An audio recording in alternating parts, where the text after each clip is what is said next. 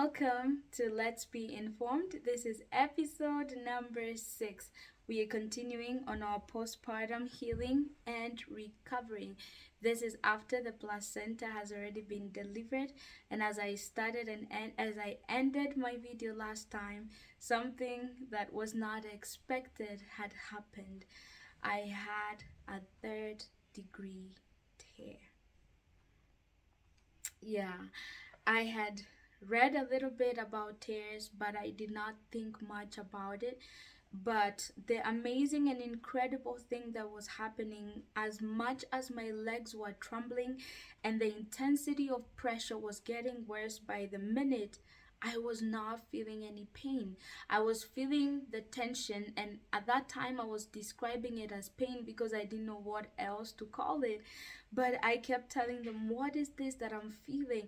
I could feel the midwife try to put in cloths to be able to stop the blood as they were trying to get a hold of the surgeon who was supposed to come and help fix the tear. And I'm telling you, that felt worse than the delivery itself, than the contractions themselves. But God took me through it. I'm telling you, I cannot explain how I went through a third degree tear with no medication, nothing. And when the surgeon came in, he was able to suture me, even though it took such a long time. They sutured me for about an hour because it was a very intense tear and needed a lot of observation and care to finish up, and they did not want to rush it because if they make a mistake they could suture the wrong organs, which is my anus, if they do not carefully suture the tear. Because in the book I will explain the different degrees of tears, but this, remember, is something that when you learn how to control it ahead of time, I had not done enough research on it. It does not happen to everybody. I have had amazing testimonies of people who did not experience tears. So I pray and I believe that your testimony will have a victory in this area and this section.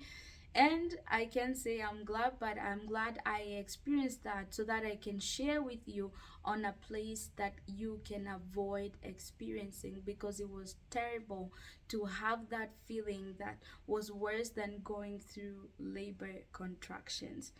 So, postpartum care at the hospital. I just want to dive right in so that I can remain and keep the relevance of informing and giving you as much information as I can.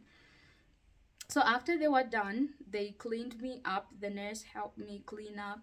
They removed all the water. It's usually a lot of water everywhere. That's why I told you, just use the hospital gown so that they can just wash it. Things will happen so fast. So you want to be able to have them help you clean up as you're laying down enjoying your baby. And they gave me my time to stay with my baby, so I was able to just hold him, have some meditation, a time to thank God by myself. And then my nurse helped me change my pad, because you tend to bleed a lot, especially after vaginal delivery. I still bled with my C-section, but it was not as much.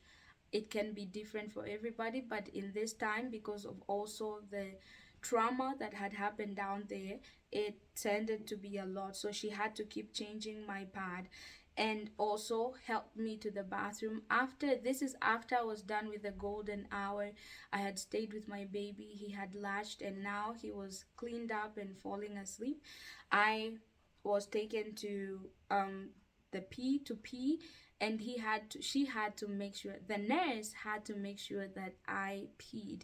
It's something they have to do in their train of work, but at that time I wasn't able, so we had to give it another try later. That's when they prepped me to go upstairs for the mother and baby floor, because we were still at the delivery room, which I liked, because last time I was just taken from the C-section theater right to the recovery room. So many things were happening, and then now to the mother baby floor. At this time it was around 7 a.m. That's what I'm saying. By around 4:37 to 7 a.m., that's when everything now. The baby was already here, imagine, by 4:30, and by 7 is when I was going to the mother and baby room floor, I mean. And that's why I say the suturing was very intense. That's why I saw the hand of God, and I will keep talking about it. Even with my recovery, God still showed up to be faithful. So I'm gonna give you a few tips on how to handle this stage. Number one, pray and speak over the room you were taken to in the mother and baby floor. Don't forget to speak over every room that you were taken to. This takes helps you take charge. Declare, I take charge over this room. I speak that the Lord is head over this area, that nothing else or any interference that has ever happened before will affect me and my child or anybody taking care of us or involved in this room. Declare that, and let people around you be aware of your expectations.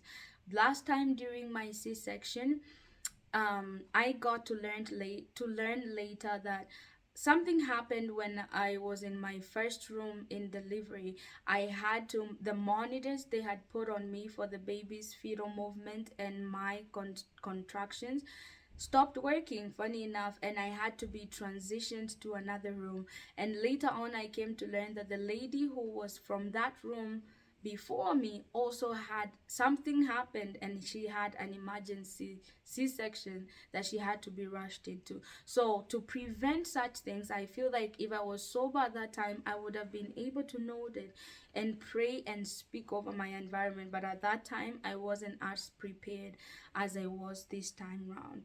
So keep your environment very heavenly, calm. Play worship music. Don't be so fast to switch on the TVs they have on the room. Just have an environment that is calm and conducive for the presence and the operation of God in that place.